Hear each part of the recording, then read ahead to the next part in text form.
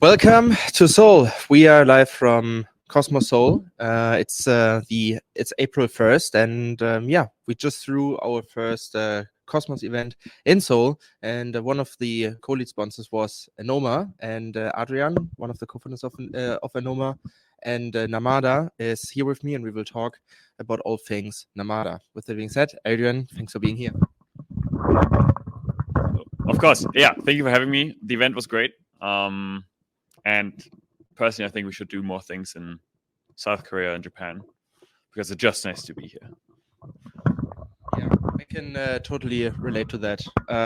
We had a fantastic time here, and Seoul is definitely one of the major crypto hubs. And also, we are sitting here in Dream Plus, which is one of the OG Cosmos places. So, yeah, it's a region where the Cosmos is very popular. And you just held your presentation about Namada when mainnet, essentially, which is which was a cool topic. But I think let's build this up similar to your presentation, which will also be online very soon. Shielded, like the shielded multi-chain. Let's break this down first before we get into the details. What are you building, and what do you mean with building the shielded multi-chain?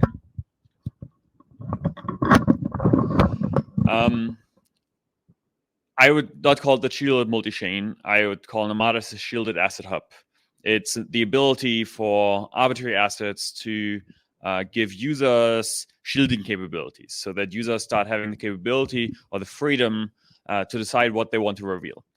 I think, so really what this looks like under the hood, Namada is very similar to actually Zcash in the sense that you have the capability, but not the requirement to reveal data about sort of the interactions that are happening on the network.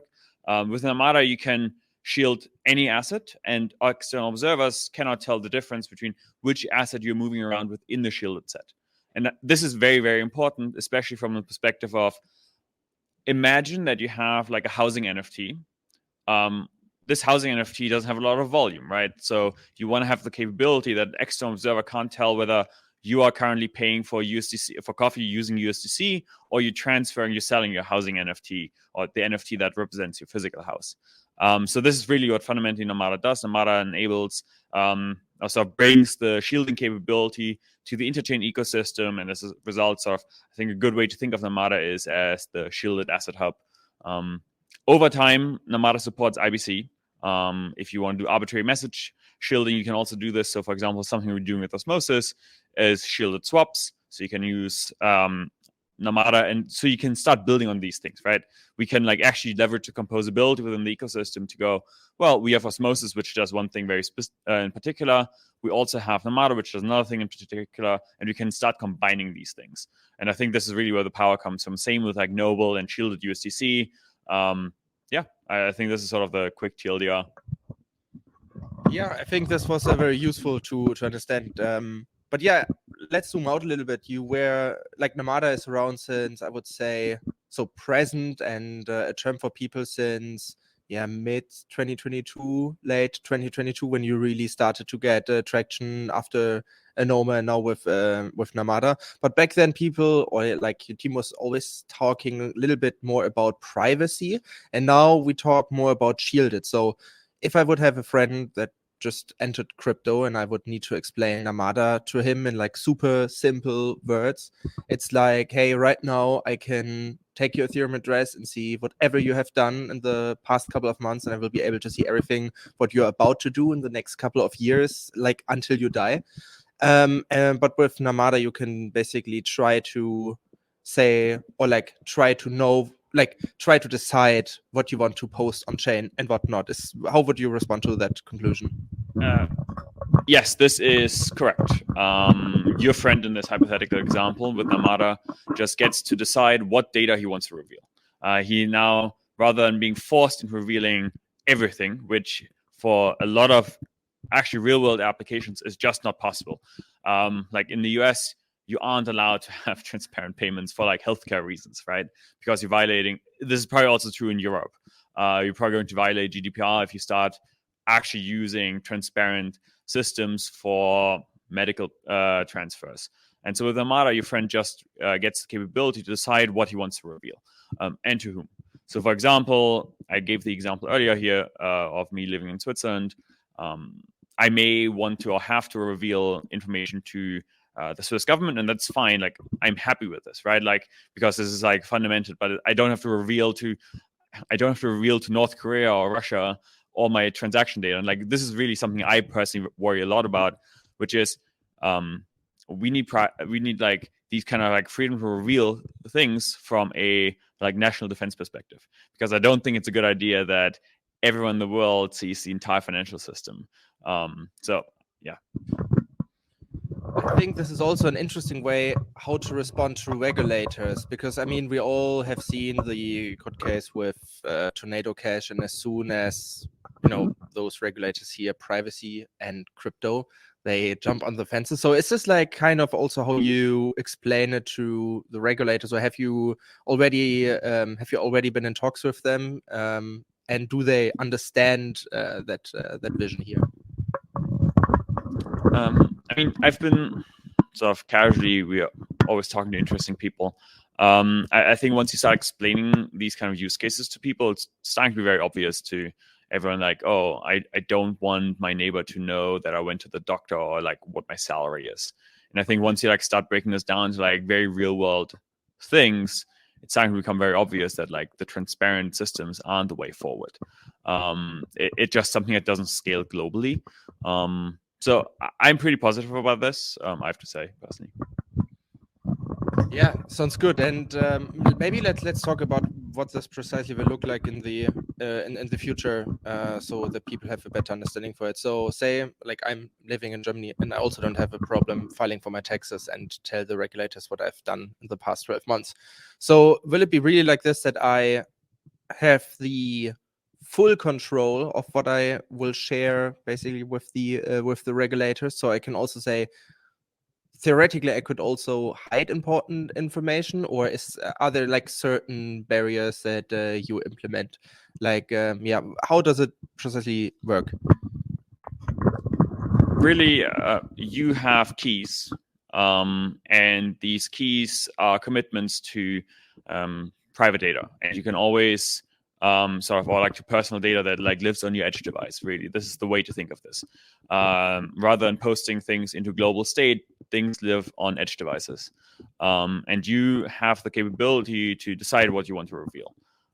This is very protocol agnostic. This is just something like, if you give sort of your keys to a third party, that third party can start also inspecting or viewing the same local client state that you also have access to. This is really the main distinction here, I think. Yeah, great. I think this was like very important to also clarify here. But yeah, I think that's also like an important part for mass adoption and also abstraction, because this is like something that I think people haven't taken too serious, because you also see, I think it's also like one of the funniest things for me in crypto, and especially in the Cosmos, is how the people always post their bad kids, and now it's actually very easy to look up what all of these people have done, like ever in the Cosmos, what coins they have touched, what liquidity pools they have interacted with. So yeah, how do you respond to this kind of almost silliness, like advocating for privacy and whatnot, while actually posting all of your transactions in your Twitter bio? So I think historically these systems have been used for interesting use cases, but also lots of like shitcoin trading, right? And it's fine if you want to do this. It's sort of, everyone should have the capability to decide what they want to do with their time. I would say that I think as soon as it starts going to like actual real use cases, you want to have this capabilities. Like, if someone may still want to reveal that they've like held certain coins at some point in the past because they just don't want to get social credit for this, right? But you want to just shift the default that not everyone is forced into revealing everything all the time. Rather, you want to give people back the freedom to decide what they specifically want to reveal. And especially, I think there are some use cases, you were mentioning liquidity pools here, where it's actually kind of important that you can decide what and when you are willing to reveal some of this information. Because, for example, let's say you have a new, and I know this is more prevalent in Ethereum, like a new MEV strategy, and you like a quantitative hedge fund here. One of the big problems is actually you don't want to leak your new strategies on DeFi to everyone else in the ecosystem. So I know a lot of these folks is trying to like sort of decorrelate their addresses. And Namada, with the freedom, they can then decide, okay, now I want to get credit for this strategy, and I reveal who's sort of behind this. But in the first sort of, I can keep this also to myself for in the beginning. Yeah, that's actually a good point, because also, I mean, MEV is like, for some people it's a blessing because they can take advantage of that, but it's also like something very bad for a lot of users that have, for example, a stuck transaction somewhere, and an MEV bot is just waiting to exploit that transaction. So yeah, it's like MEV also like one of the main topics that you think about at Namada. With Namada, not really. MEV only appears once you have multiple concurrent state updates, and sort of like the ordering starts mattering. Namada just does simple transfers, but asset agnostic transfers, right? And so in Namada, you don't actually have MEV. I think long term, especially with Anoma, we spent quite a bit of time thinking on what do we do here with regards to MEV, because I think it's very exploitative to ordinary users, right? Like MEV appears because for example, a validator has now more information than you had or the user had when they sent the transaction.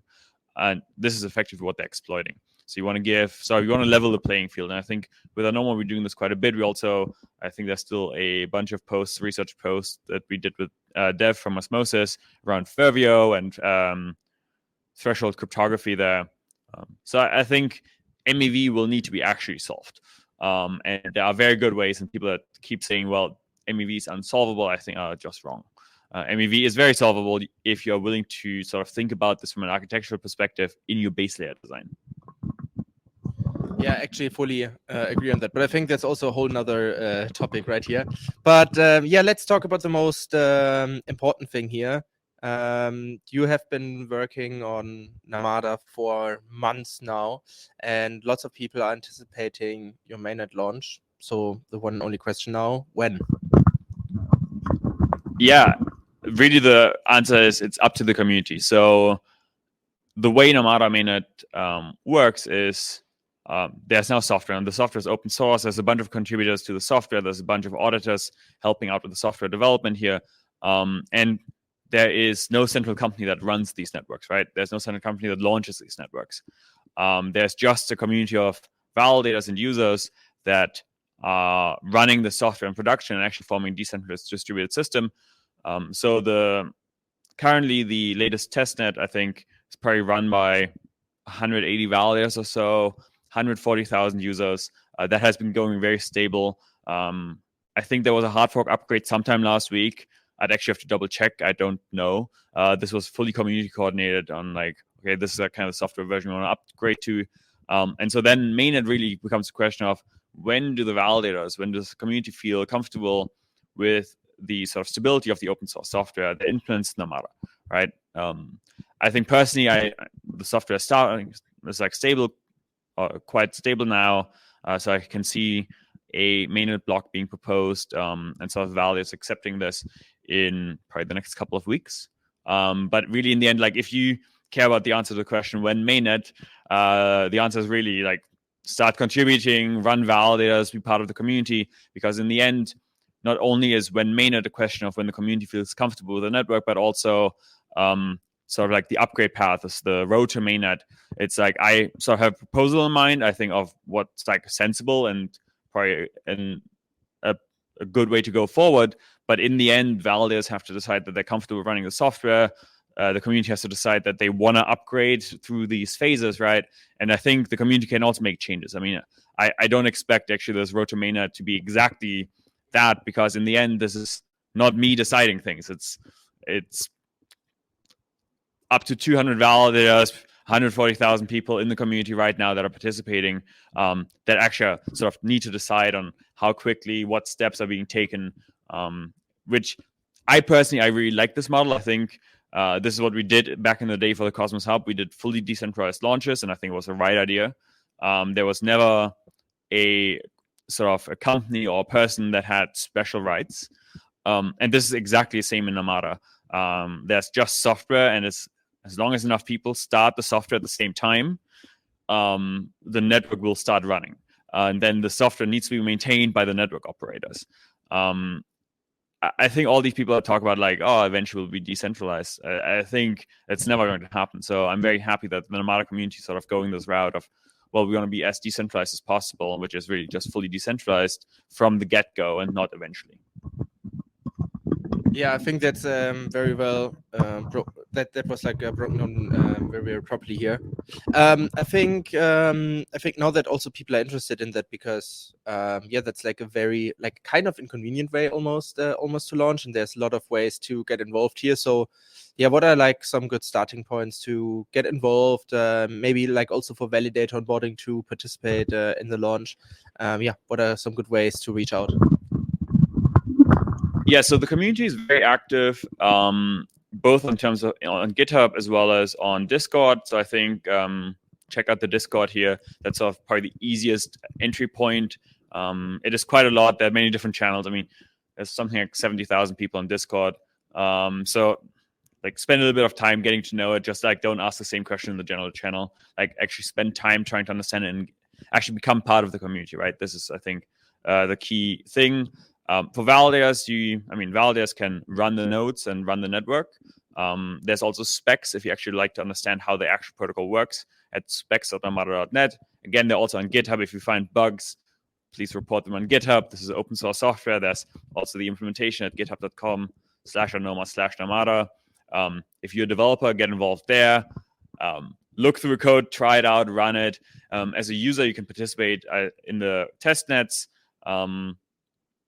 that are run by the validators at the moment, and sort of like try out how to actually interact with these systems. What are the UIs?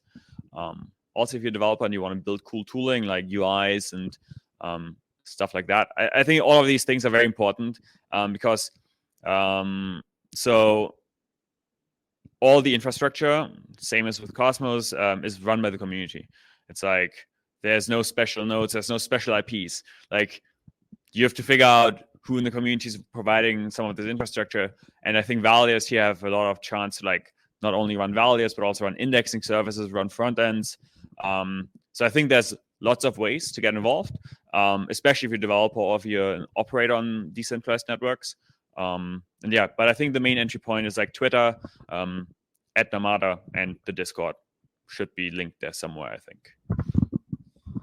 Yeah, Unity first, and yeah, very lovely way to wrap it up that the infrastructure is run by the community. With that being said, Adrian, thank you so much for participating in this interview, for coming to the first Cosmos Soul event, for supporting this event, and yeah, hope to see you very soon somewhere on the globe for another Cosmos global event or for Cosmoverse itself.